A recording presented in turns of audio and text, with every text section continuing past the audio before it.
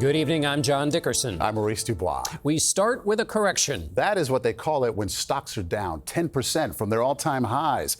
The S&P 500 entered that territory today. The NASDAQ was already there, and the Dow is just 300 points away. The corrections are part of the confusion over the rapid changes coming out of Washington.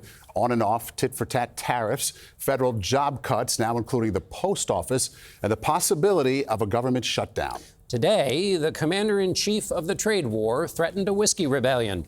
President Trump said he'll put a 200% tariff on European alcohol if the EU puts a 50% tax on American whiskey in retaliation for his tariffs on steel and aluminum. Kelly O'Grady here now to look at the impact of those metals tariffs here at home. Kelly.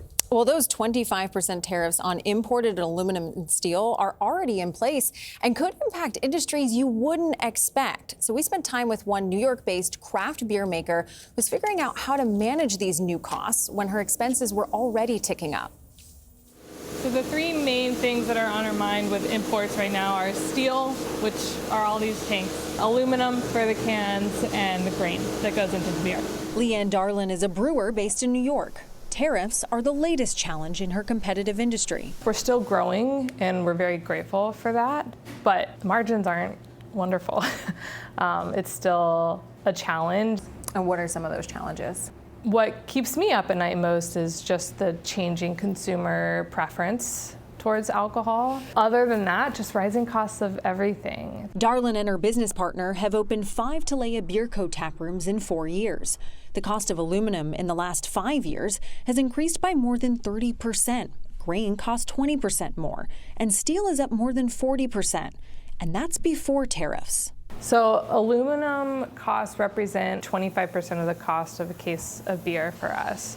If we were to take that on ourselves, I mean, that's obviously going to impact our bottom line. How much of that cost would you pass on to the consumer? For the beers we sell in our tap rooms, we wouldn't increase our prices. For distribution, I think, again, it would be a conversation with us and our distributor and our supplier to say, like, how can we kind of spread this increased cost across all of us?